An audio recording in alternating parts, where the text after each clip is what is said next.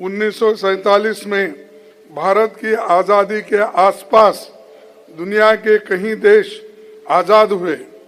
कुछ देश विफल रहे तो कहीं तानाशाही छा गई। केवल भारत ऐसा है जहां लोकतंत्र जीवित है। कांग्रेस के महान नेताओं के कारण भारत दुनिया का सबसे बड़ा लोकतंत्र बना।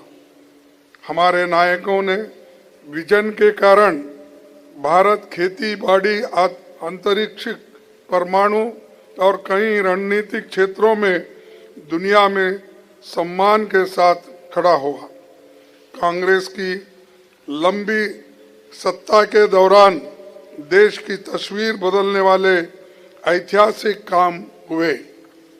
हरित क्रांति, श्वेत क्रांति से लेकर संचार और सूचना क्रांति, ऑटोमोबाइल क्रांति आई, आर्थिक उदारीकरण का दौर आया।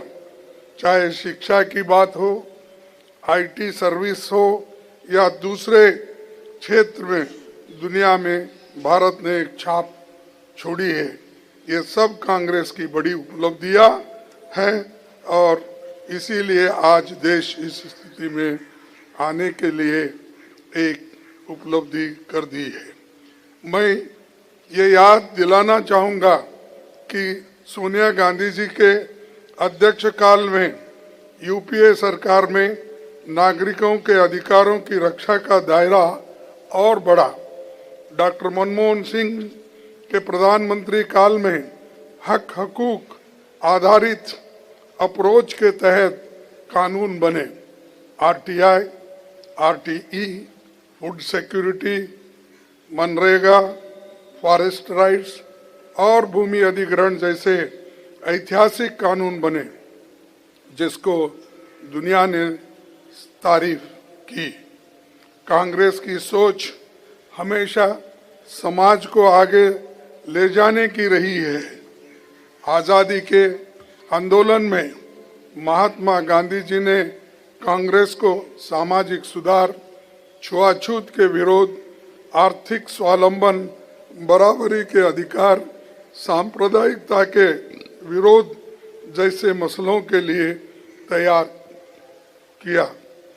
जो कहते हैं कांग्रेस खत्म हो गई है, उन्हें बताना चाहता हूं, हमारे पास सत्ता कम हो सकती है लेकिन हमारी रीढ़ अभी भी सीधी है।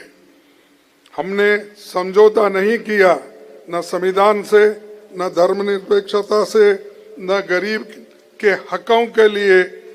हम सत्ता में न हो लेकिन सौदेबाजी नहीं करेंगे। कांग्रेस ने कभी धर्म के नाम पर वोट नहीं मांगा। कांग्रेस ने कभी मंदिर मस्जिद के नफरत नहीं फैलाई। कांग्रेस जोड़ती है, बीजेपी तोड़ती है। कांग्रेस ने धर्म को आस्था ही रखा, पर कुछ लोगों ने धर्म को राजनीति बना दिया। आज बीजेपी के पास सत्ता है लेकिन उनके पास सच्चाई नहीं है। इसीलिए कभी आंकड़े छुपाए जाते हैं, कभी जनगणना रोकी जाती है, कभी संविधान बदलने की बातें होती है। जो आज इतिहास पर भाषण दे रहे हैं, उनके पूर्वज इतिहास से भाग रहे थे। कांग्रेस विचारधारा है और कांग्रेस विचारधारा कभी मरती नहीं। साथियों, इसलिए कहता हूं, ये लड़ाई चुनाव की नहीं है, ये लड़ाई भारत की आत्मा की है। और कांग्रेस ये लड़ाई इसलिए लड़ रही है क्योंकि अगर कांग्रेस नहीं लड़ेगी तो संविधान कौन बचाएगा, ये लोकतंत्र कौन बचाएगा।